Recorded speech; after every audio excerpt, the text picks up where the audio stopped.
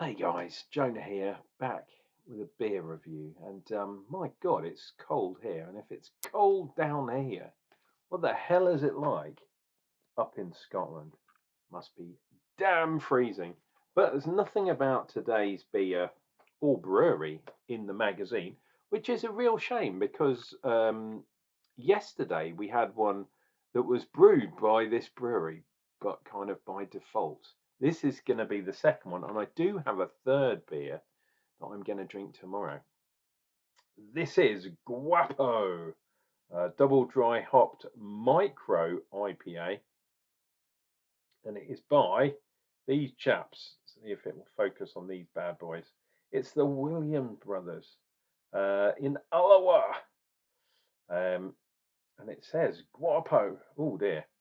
Well, it should say Guapo double. Oh dear, double dry hopped IPA. Looking good. Great tasting. We have wrestled as much flavour into this micro IPA as we can. Tropically hoppy with juicy overtones and a lemony finish. And they've done that with the hops of Galaxy, Citra, Strata, and Nectaron. It's got oats and wheat and all that kind of goodness, but 3.4% on the ABV. My God, El Guapo. And it looks like some sort of Mexican wrestling bad boy of doom. And it's even got a black top, just like me. It's like we planned it or something. It doesn't take too much to put a hat on, does it, really? Well, you should look at the state of my bonnet under here. Jesus. It's no good, I'll tell you that. Right, let's get this bad boy into a glass. It has been chilling out for a day in the old fridge of doom. Frigadoom. There we go. We've got a good old finger of fluffy white goodness on there, which is cool. It's proper hazy, and whoa, I'm getting some proper nice aromas. So there's Guapo, and there she blows. Oops, let's put her like that, and then a cheeky grin, and we're on our way. Wow. Oh my God, that's unbelievably kind of hoppy in a good way. It is a juicy one, or it smells juicy. It smells kind of pineapple-y and yeah, tropical kind of fruit way. Not getting so much of the lemon on the nose. Lovely, lovely colour as well. This is a typical IPA colour. It's a pale ale, but a little bit darker. But at 3.4%, I struggle to call this an IPA. Micro IPA? Is that like someone heard that I hate the moniker session IPA, so they decided to take it even further? And I think I'll have to look it up, but I think the limit for excise duty is about 3.4. So less tax on this. But is it any cheaper? No, of course it isn't. Those canny Scottish people. So basically, this can should be cheaper, but it isn't. Think about that when you think, oh, wonder why they're doing 3% beers these days. It's because they don't pay so much tax on it, basically. Cynical man like me, I'll tell you those kind of things. Drive a man to drink, you know. Cheers and beers, guys.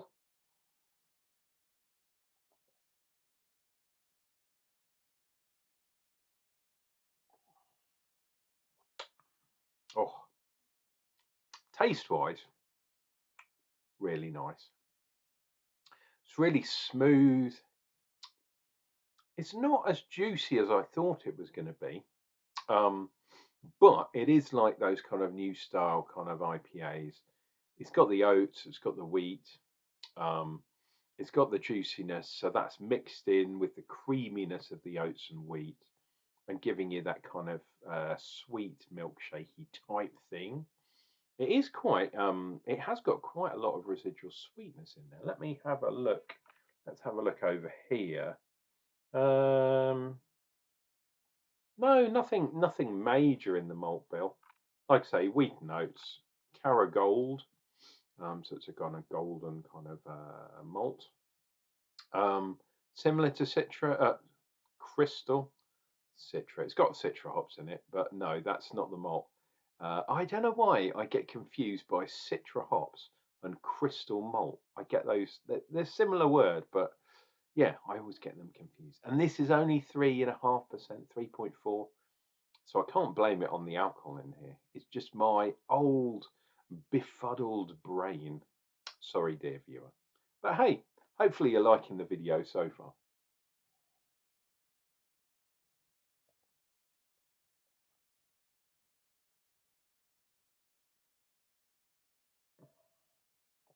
Oh, I think a lot of that juiciness and the citra kind of, the citrus in this case, is coming from the Nectaron. It's a really fantastic hop. I really do like Nectaron.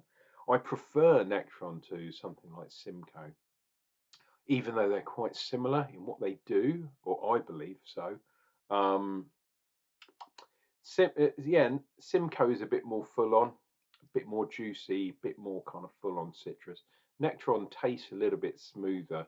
If you have it in a pale ale, sometimes it can be a little bit not flavorful enough, a little bit light on flavor. But with other hops, and in a really light beer like this, it works really, really well.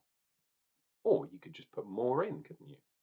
Um, we even have some fantastically thick lines on the glass, which is pretty good. Um, oh, my nose is itchy. Sorry about that, dear viewer. So we got the tropical, definitely. We've got the sort of weird pineapple-y stroke orangey stroke mandarin-y type thing going on. So it's that side of citrus.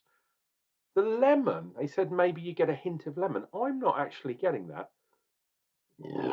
Pardon me. Well, perhaps there's a kind of zesty, pithy kind of thing going on, sort of later in the background. Um, because this is such a light ale, it's very much in the background. It's not one of the upfront flavors, well, not the ones I'm getting anyway. But I can kind of understand it's that kind of lemony, weird thing when, like when you lick a battery, you get that kind of acidic thing going on. Kids don't lick batteries, but I think we've all done it. Um, yeah, it's that kind of bitterness, zestiness, pithiness. Who knows?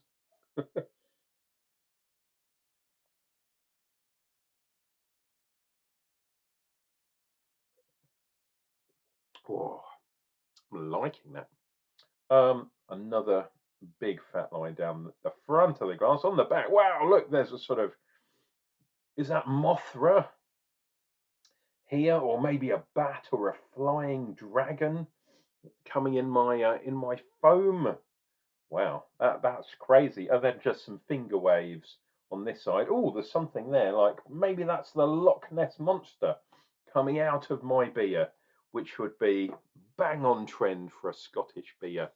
Um, from Alloa, well, from Clackmannanshire or Clackmannanshire. Not sure how you say that kind of jam. But there we are. There is Guapo by William Brothers. Tune in tomorrow because we're going to do another Williams Brothers beer. And that'll be 3 in the box. So that's a quarter of the box basically done. All from the same brewery. Yet it doesn't feature in the magazine at all. Very, very strange. Um, I've often thought about doing some writing as well as the beer judging and all that kind of jazz. I was talking to someone the other day, a relative actually, that I met up at a funeral, family funeral. And yeah, even though it's very sad, it's nice to see family that you haven't seen for years and years. Um, and yeah, I was talking to them and thinking, maybe one day I've got at least one book in me, I think. Um, Especially if you roll it up, it's easier to get in you when you roll them up. But anyway, that's something for another day. I haven't heard back from you from the thing from yesterday. Let me know if you want me to do some judging videos and upload them onto YouTube, and we'll see if we can educate people into doing beer tasting and maybe getting everyone thinking about their own personal tastes. Because if you're in tune, should I say, with your tastes, um, you can probably make a good stab at seeing. If you're like me, you like drinking lots of different beers, but you can always find the beers that you really, really like. And that way, when you see one, you're going to know, I think I might like this one. Anyway, please let me know down in the comments, this video, the previous video. Let me know if you think that might be a good idea or not. And as usual, I'll finish this video saying, I'll be back, like Arnie, with another beer review, not like Arnie, real soon.